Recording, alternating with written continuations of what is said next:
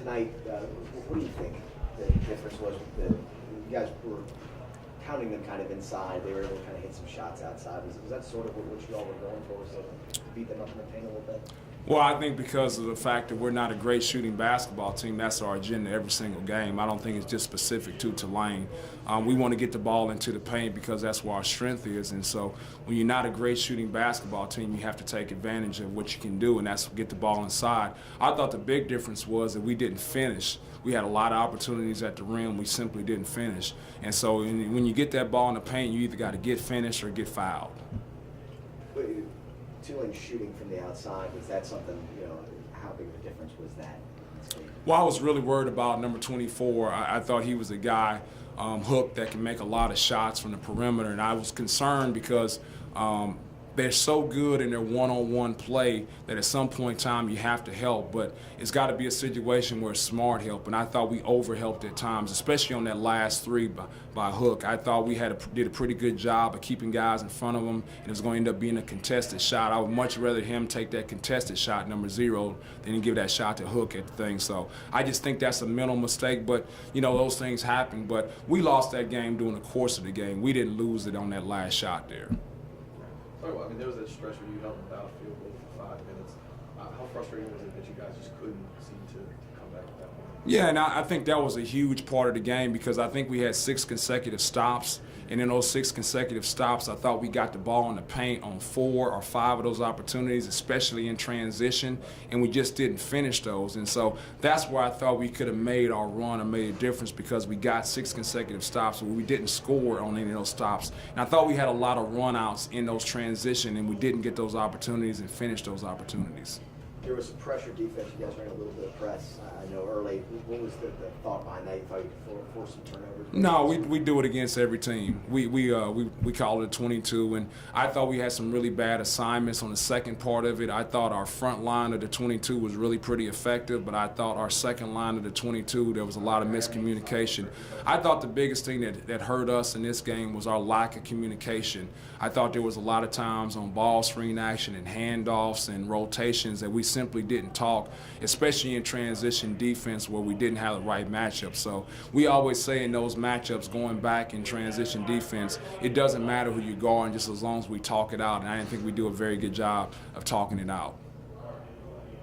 What was kind of the toughest part of this game this afternoon? Obviously, it was pretty nippy tuck. What did you feel was kind of the toughest?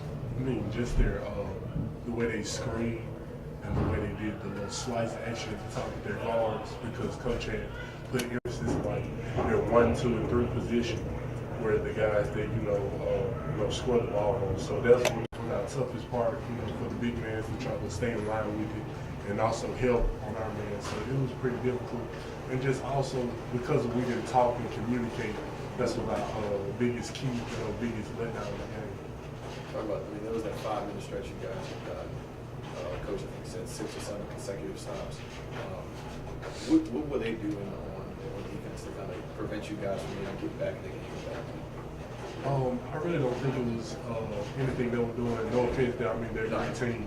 But it was just us not finishing at the rim. We were executing our stuff, but the ball just stuck a lot. So, just by us not being able to finish right at the rim, you really don't have no offense for that. Anything else? Yeah. Just how frustrating was it down the stretch for you guys? It was a tie game. I think you missed your last 5 shots and the last 3 free throws. Yeah, it was kind of tough not seeing, shots fall for us, but we can't let that, hinder us on the defensive end. But just when the shot's not falling, we just have, like Coach said, we have to play defense, and like I said, talk and, communicate with each other on the ball screens, the slice screens, that's what just a big letdown.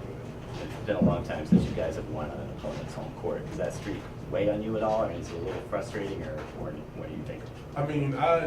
To me, I really don't think about it. When we just play somebody, we have to be locked in, keyed in, on the scouting report and everything in order to come out and get the win. So it's just everything that the coaches talk about in practice. We just have to put it into effect when we're on the road.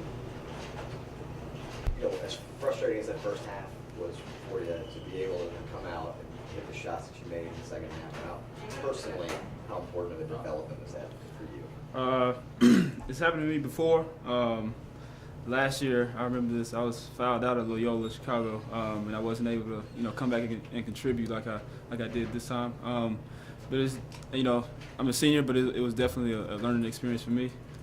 Just to have the same aggressive intensity and keep up the pace that my teammate was keeping up for the whole half. So that just keeping up the intensity, led to shots. What did you see in that last shot? You had one in the corner that you passed up, and then you were able to kind of get that open look.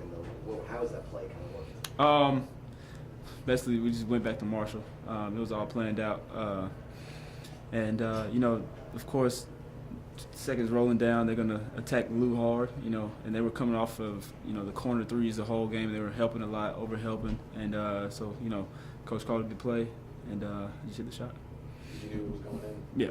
How about your hand? Oh yeah. I think you were 5 for 8 from threes. Did you feel, and I know at least 2 of the ones you missed ran it out. Did you really feel like you had it going today? Definitely. As soon as the first one went in, I can kind of get a feel for it and I see how it's, how the shots feel, and I thought I was gonna have a good shooting day. You don't want to overplay the significance, but how important was it for you guys to beat a Oh, team like this? Man, it's really good for us. A total team effort. I told one of the reporters that we needed to rebound, play defense, and we would win, and that's exactly what we did. How much of a team effort was it rebounding? Obviously, it was they're big and they're doing everything in the paint. Mm-hmm. How important was that to get guards involved? And was this such an improvement in that? What you guys have done? Definitely an improvement. I know that our main focuses were getting the big guys, getting the ball out of their hands, and doing that, we knew they were going to take bad shots, and with those bad shots, we have to rebound. So, the game plan told us what to do, and we just executed the game plan at a high level. Did it take a while? They were playing aggressive defense. Did it take a while for you guys to get adjusted? It was sluggish. It was a tough offense to start. Yeah, I think everybody's intensity, kept the game, mediated. It was it was just really slow, but it was high tempo. The offense wasn't as it should have been or as it was in the second half for us. But definitely, they came out with activity, but within that activity, they have activity up front on the ball and stuff, which means there's stuff behind them that's not as good as the front. So once we get past the first line of defense, then you make decisions and stuff like that. So in that regard, it was easy for us. I thought a really hard-fought game. And credit Mississippi State, I think their defense is one of the best you'll see. They're very active, athletic, and they made it really tough on us early. Really had us kind of out of sorts, and we turned the ball over too many times in the first half. I thought if we could ever get that corrected, then we'd be okay. And but the one thing that I would say about our team, really proud of them, we've grown a lot in the last couple weeks, obviously mentally. Early in the season, going back to our first game, when we defended well but we didn't score, we let that affect all ends of the floor.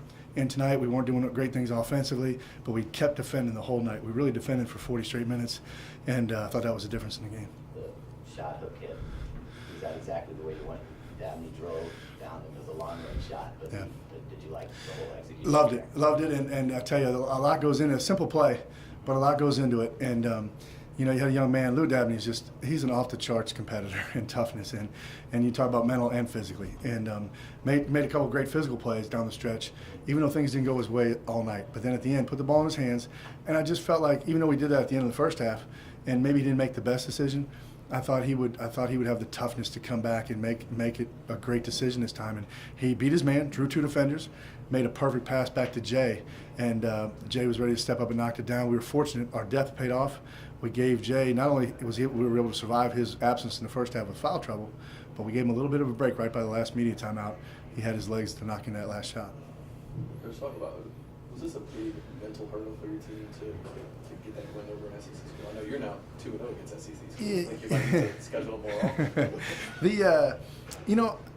I'm not so sure it matters what league or anything like that, but just I think it was a big deal that we went up against a quality opponent, and like I said, and things didn't go our way for a long time offensively.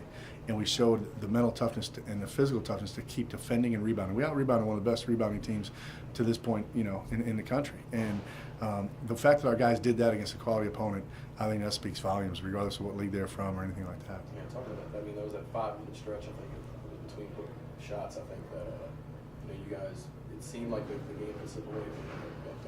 6 or 7 empty possessions, but talk about the defending and the rebounding that kind of kept you in it. Yeah, I think down the stretch there, we really did. We had some empties where we had a couple guys who were maybe a little fatigued. We stopped moving the way we needed to. We changed up kind of how we were moving and got us going again. But again, the defense and the rebounding and the big plays, and when you do that, the crowd stays energized. I thought they were fantastic. They were behind us, and you just know one play can turn the game for you because you're right there in it, and they're having a hard time scoring. So hopefully our guys really take the lessons of this game and realize that we can play in a game like that and come out victorious. Go into a 10-day break now between games. To be able to go in off a victory, especially one that's as hard fought as this, what does that do for you guys kind of moving forward, and how much does that help you during this 10-day break and kind of keep this group together? I think it's great. I personally really look forward to it. I feel like we always make a big strides in December because you get a chance to get on the floor and teach guys individually and team-wise after you've got a lot of information. Can't wait for those individual sessions with guys. As far as our team, and I just told the team this night, we had a lot of guys that could have played more minutes. If they would have played more minutes in this game, they would have played well. I have all the confidence in the world in several more guys.